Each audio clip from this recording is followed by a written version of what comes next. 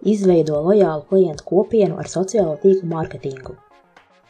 Sociālo tīklu mārketings var būt ļoti spēcīgs mārketinga elements, jo sociālo tīklu vietnes ir būtiski ietekmējušas cilvēku komunikāciju, brīvā laika pavadīšanu, kā arī informācijas meklēšanu. Padomā, cik reizes tu pēdējā mēneša laikā atvēri kādu no sociālo tīklu vietnēm, kādas aktivitātes tur veici un cik daudz laika tu pavadīji. Vienlaikus uzņēmējiem efektīva sociālo tīklu mārketinga izmantošana var būt izaicinājums. Tāpēc šajā rakstā gūsim ieskatu populārākajās sociālo tīklu vietnēs, priekšrocībām un trūkumiem to izmantošanā mārketingam, kā arī apskatīsim, kādu saturu tur labāk publicēt. Sociālo tīklu mārketinga definīcija. Pirmā sociālo tīklu vietne pasaulē, kam izdevās sasniegt 1 miljonu lietotāju, bija MySpace. Tas notika 2004. gadā. Kopš tā laika sociālo tīklu vietņu loma mūsu saziņā ir pieaugusi tik ļoti, ka sasniedzamās auditorijas apjoma ziņā tās var sacensties ar televīziju un radio. Šodien pasaulē eksistē daudz un dažādas sociālo tīklu vietnes, taču tās visas vieno 3 galvenās funkcijas. Pirmkārt, lietotāji tajās var izveidot savus profilus, otrkārt, viņi tajās var publicēt pašu veidot saturu, treškārt, lietotāji var miedarboties viens ar otru, gan komentējot un reaģējot uz citu veidoto saturu, gan sūtot personīgu ziņojumus. Šo vietņu būtība ir vienot to lietotājus un palīdzēt viņiem veidot kopienas ar līdzīgām interesēm. Uzņēmumi arī var būt daļa no sociālo tīklu kopienām, kurās dalīties ar informāciju par saviem produktiem, veidot savu zīmola tēlu, palielināt pārdošanu un veicināt mājaslapas apmeklējumu. Šo vietņu izmantošana mārketinga nolūkos sauc par sociālo tīklu mārketingu. Tas var ietvert gan formālas reklāmas kampaņas, gan neformālu komunikāciju ar potenciāliem un esošajiem klientiem. Populārākās sociālo tīklu platformas. Latvijā sociālo tīklu lietotāju skaits 2022. gada sākumā bija vienlīdzīgs ar 78% valsts iedzīvotāju. Dažādu sociālo tīklu platformu popularitāte atsevišķu populācijas segmentu vidū ir atšķirīga. Galvenā tendence rāda, ka šīs vietnes ir populārākas gados jaunāku cilvēku vidū. Atšķiras arī šo platformu izmantošanas mērķi un tas, kādas pieejas uzņēmumiem būtu jāizmanto, lai digitālā mārketinga aktivitātes tur būtu visefektīvākās. Facebook. Viena no lielākajām sociālo tīklu platformām pasaulē un arī Latvijā ir Facebook. To 2022. gada novembrī izmantoja 64,6% iedzīvotāju. Te 2/3 no viņiem bija vecumā no 18 līdz 44 gadiem. Šajā vietnē publicētās reklāmas kopumā 2022. gada sākumā sasniedza 47,1% no visa iedzīvotāju skaita Latvijā. Dažādu vecumu cilvēki vietni Facebook izmanto, lai komunicētu ar draugiem un ģimeni, iesaistītos dombiedru grupās un fórumos, atrastu tūmu esošus uzņēmumus un sekot zīmola lapām. Uzņēmumiem tā ir lieliska platforma, kur veidot attiecības ar klientiem. Te var publicēt klientiem svarīgu informāciju, piemēram, par darba laika izmaiņām vai notikumiem, stāstīt par saviem produktiem, kā arī veidot dažādas diskusijas. YouTube. Kad ir runa par platformām, kurās publicēt vai meklēt video saturu, visbiežāk prātā nāk YouTube. Tāpēc nav brīnums, ka 2022. gada sākumā to apmeklēja 78% no visiem Latvijas iedzīvotājiem. Šī platforma var būt noderīga digitālā mārketinga kanāls. Visefektīvākais saturs, ko uzņēmumi var šeit publicēt, ir video ar pievienoto vērtību, piemēram, pamācības vai ieteikumi. YouTube piedāvā arī dažādus reklāmas variantus. Ir pieejamas gan displeja reklāmas, gan video reklāmas, kas tiek pievienotas citu lietotāju video. Instagram.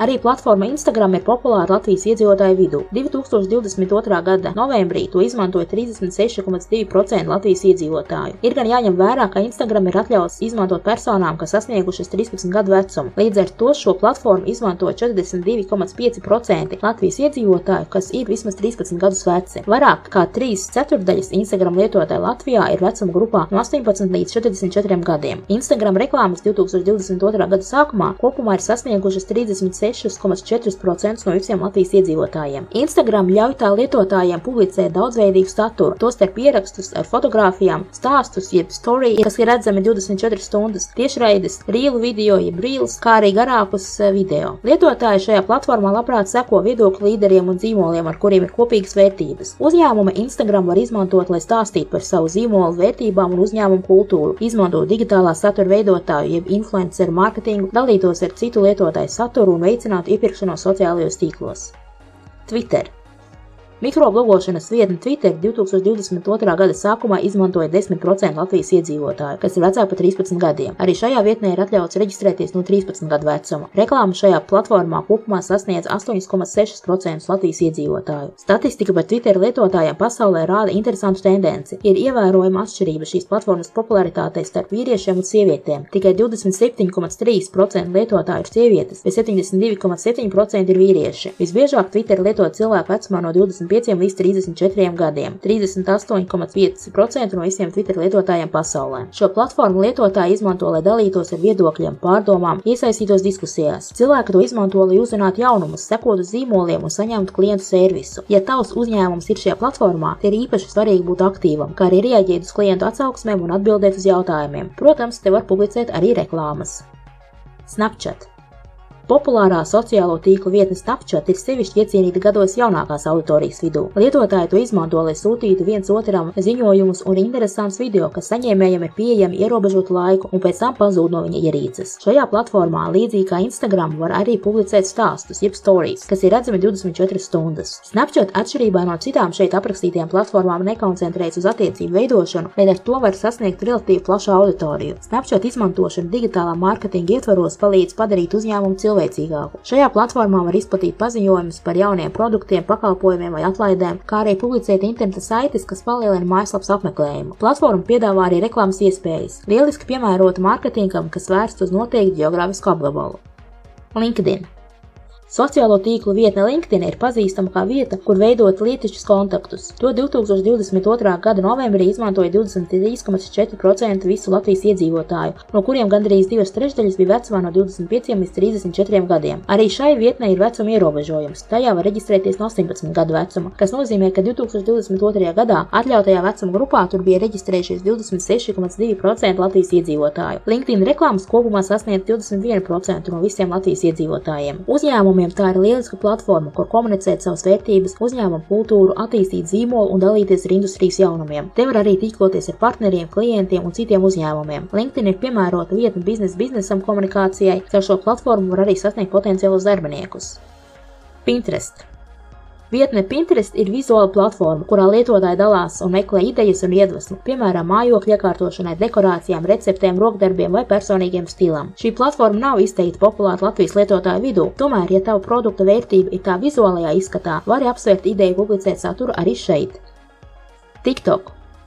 Visu laiku straujāk augošajai sociālo tīklu platformai TikTok tikai 5 gadu laikā ir izdevies sasniegt 1 miljardu aktīvo lietotāju pasaulē, un to skaits turpina pieaugt. Latvijā 2021. gadā to izmantoja 16% pilngadīgo iedzīvotāju, no kuriem 44% bija vecumā no 18 līdz 29 gadiem. Taču, lai gan TikTok tiek uzskatīts par jauniešu vidū populāru platformu, tā popularitāte aug arī citās vecuma grupās. Sociālo tīklu platforma TikTok ir lieliska vieta, kur sasniegt plašu auditoriju un popularizēt zīmolu ar izklaidējošu video saturu palīdzību. Publicē šeit video, kas seko aktuāliem izaicinājumiem, smieklīgs vai iedvesmojošs video. Labi strādās arī pamācības vai ieteikumi par taviem produktiem. Var izmantot arī digitālā satura veidotāju mārketingu un apmaksātas reklāmas.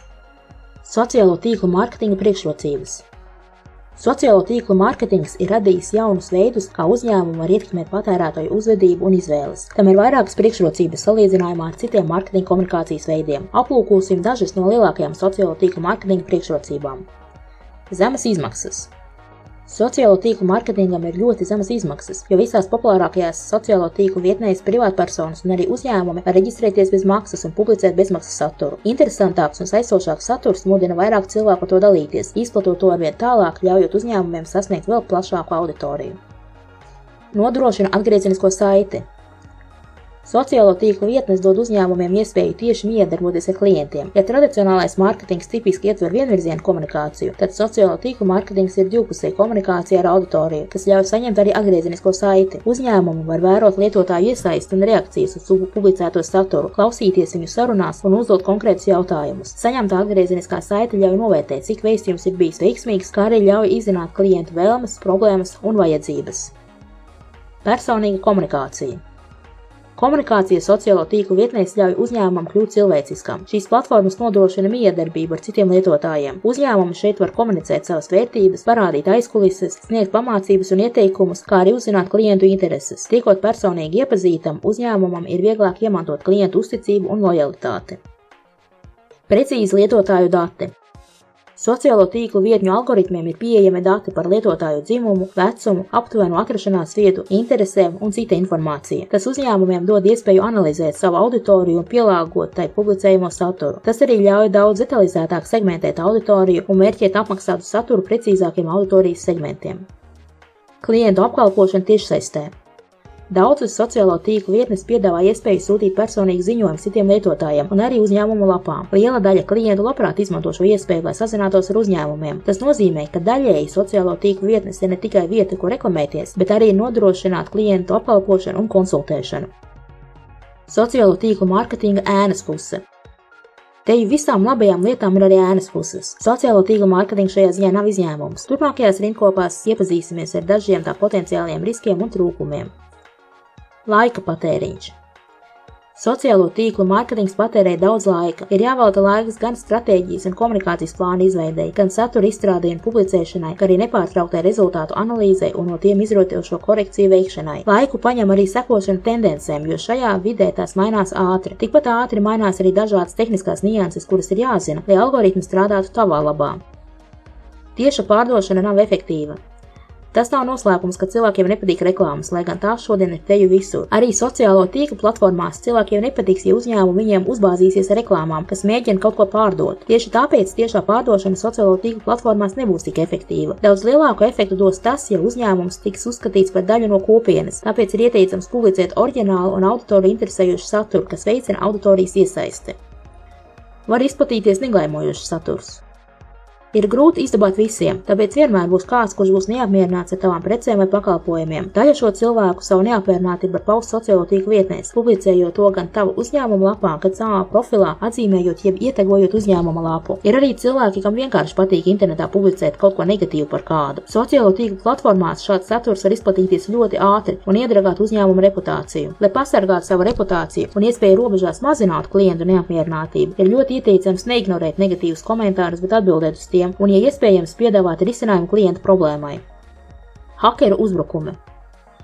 Interneta vidē neviens nav pasargāts no hakeru uzbrukumiem. Pastāv risks, ka tava uzņēmuma lapas pieejas dati nonāk nevēlamu cilvēku rokās, kuri tos var izmantot gan lai izspiestu naudu apmaiņā pret iespēju atgūt pieeju lapai, gan lai uzņēmuma vārdā publicētu tā reputāciju bojājošu saturu. Lai šos riskus iespējami samazinātu, ir jāievēro vairākie drošības pasākumi. Tostarp nevajag izpaust lapas pieejas datus tiem, kam tie nav jāzina, nekad neatvērt aizdomīgas saites, kā arī reizi pa reizei nomainīt paroles, jo, lai cik tu būtu uzmanīgs, vienmēr pastāv risks, ka pieejas dati var kaut kur noplūst. Kādu saturu publicēt? Plānojot saturu sociālo tīklu vietnēs, galvenais ir saprast, ko cilvēki tur vēlas redzēt. Marketingcharts.com 2020. gadā veiktajā pētījumā tika noskaidrots, ka kopumā cilvēki visbiežāk seko uzņēmumu lapām sociālo tīklu vietnēs, lai uzzinātu par jaunumiem un atlaidēm, kā arī izklaidējošu un izglītojošu satura dēļ. Retāk cilvēki šīm lapām seko, lai tīklotos ar citiem līdzīgi domājošiem, gūtu iedvesmu un komunicētu ar pašu zīmolu. Būtu noderīgs satura plānošanā sekot 70-20-10 likumam. Tas nozīmē, ka aptuveni 70% satura vajadzētu būt informatīvam, kas ietver informāciju par jaunumiem, izglītojošu saturu un padomus. Aptuveni 20% satura būtu ieteicams veidot par uzņēmumu kultūru un vērtībām, kā arī ietvert izklaidējošu un iedvesmojošu informāciju. Atlikušie 10% satura var būt atklāti reklamēt produktus un aicināt tos iegādāties. Izmanto jau radītu saturu.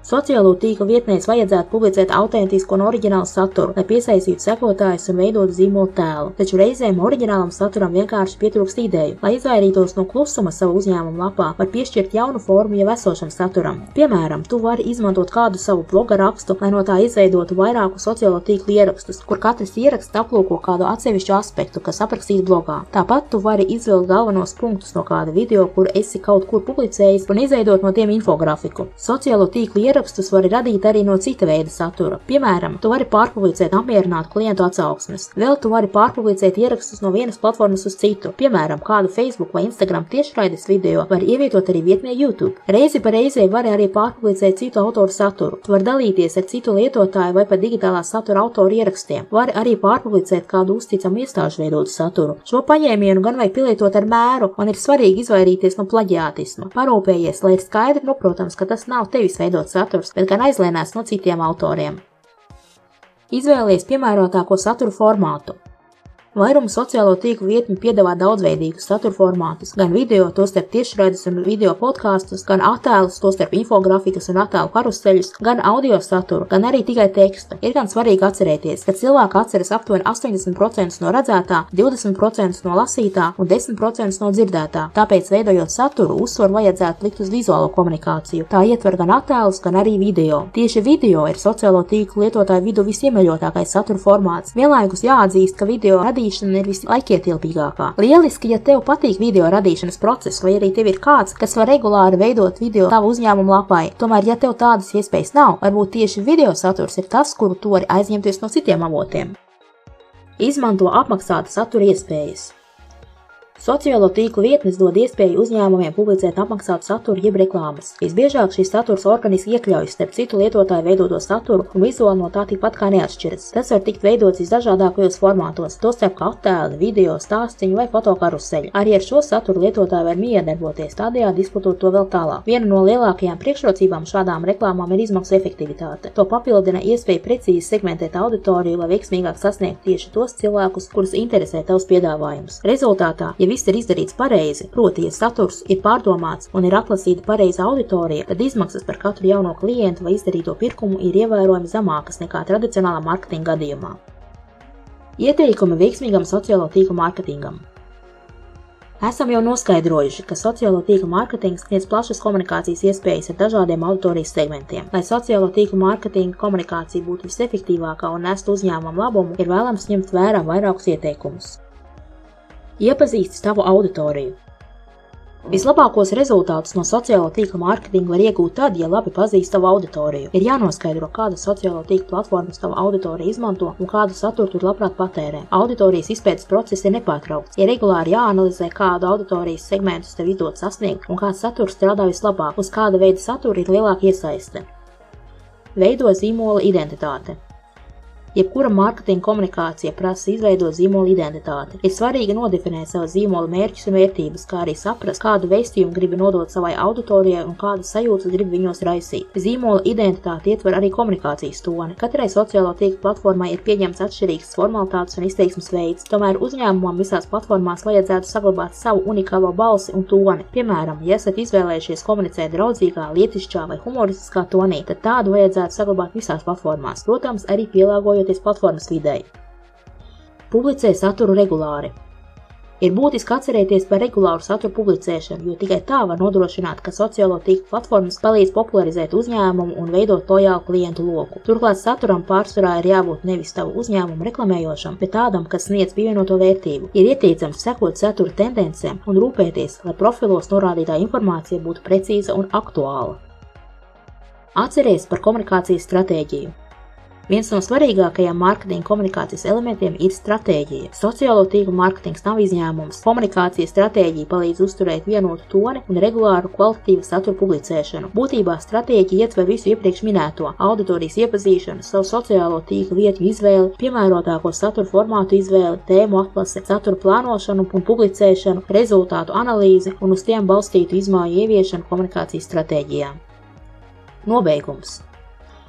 Sociālo tīklu vietnes ir ietekmējušas gan cilvēku savstarpējo saziņu, gan mārketinga komunikāciju. Tās ļauj publicēt dažādu formātu saturu un vienot cilvēkus ar kopīgām interesēm, veidojot kopienas. Ja vien tava uzņēmuma auditorija izmanto sociālo tīklu vietnes, ir ieteicams tās iekļaut kopējā mārketinga komunikācijas stratēģijā. Esot daļa no sociālo tīklu kopienas, tava uzņēmuma lojālo klientu loks tikai paplašināsies.